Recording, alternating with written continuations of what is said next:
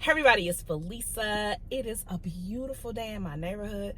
It's like 34 degrees, child, so it's a little chilly. I took my jacket off because I don't want to sweat because I am road tripping today. I'm so excited. I'm waiting for my youngest son to bring his butt here so that we can get on the road. We are late. We were supposed to leave at 8 o'clock this morning, but true to form, last night I was up and had insomnia. I'll vlog about that later.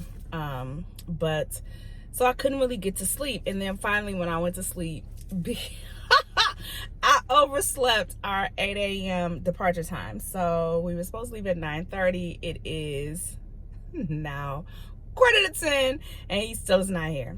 Anyway, so whenever we get on the road, it's fine. Like, we didn't have a set itinerary, so it's all good.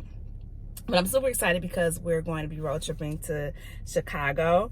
It's for his birthday. His birthday was earlier in November, and I was so excited that I was able to do this because what I wanted to do for him was to take him to go see Hamilton. Last year, he took me to go see Wicked in August, and it was amazing. We share an affinity for musicals and Broadway and, you know, all things the arts. Well, I shouldn't say all things the arts because some things he ain't really interested in, but he shares his love of things that are presented on stage, which is amazing. And, you know, last year when we went to go see Wicked, it was funny because he's the one that introduced me to the book years ago. I think he was still in high school, and, you know, he was like, "Mom, you got to read this book." So he literally bought it for me. And I am a voracious reader. Like, I love to read, but I haven't had the opportunity to read as much as I would like. Like, I'm really trying to get back into it.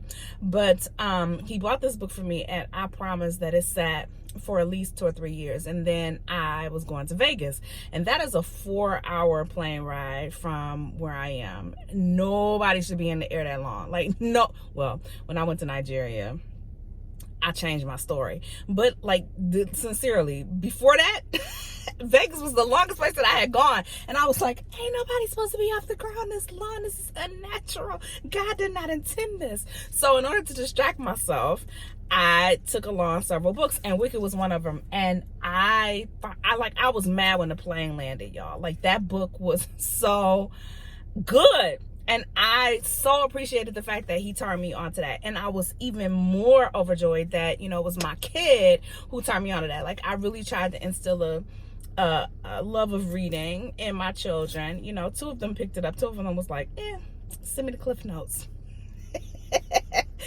So it is what it is. I just grew up in a time where, you know, my grandmother used to always say, you know, books are precious, books are precious. And I suspected that came from her own upbringing. You know, like I told y'all, she was born in 1899. So, you know, Black folk being able to read without censure and, you know, without issue was very far and few between. So, yeah, so I am excited today.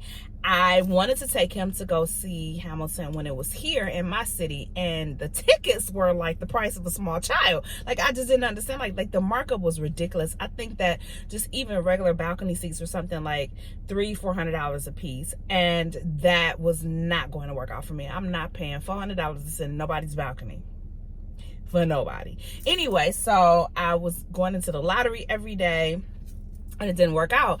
And one day I was in the bed and I was like, let me see what's going on with Hamilton in Chicago. And so that's where we're going, and I'm so excited. And I didn't realize at the time that I bought the tickets that Hamilton is going to be wrapping up next year, like it's in its final run. So I'm super excited because I miss Kinky Boots and I wanted to go see that, but at least we do get a chance to go and see Hamilton. Chicago's not that far away from us, and it's an opportunity to like really connect and bond with him. He moved out when he was 17. Well, he went to college when he was 17. He came home that next year, and I ain't seen the boy since. Like, he was like, there's enough estrogen in this house. Even the dog is a girl. I got to go. My oldest son had long moved out, or stopped living with us, I should say. That's a whole nother vlog entirely. I will get around to that. But you know, he left at 17, came back for a summer, you know, came back on breaks for that first year, and then decided that he wanted to have an apartment, and he's been very politely living his own life, and I'm so proud of him. I really am. He's made his way in this world, and he's still figuring it out. But who isn't? I'm 50 and still figuring it out. I don't know, did you ever get to there? Do you ever get to there? I don't know, but I am excited. I'm excited for him to hurry his behind up so that we can get on the road, because we late. I'll try and interject some pictures in between here. I'm still, you know, like I vlog in the car on my phone, and then I just upload it.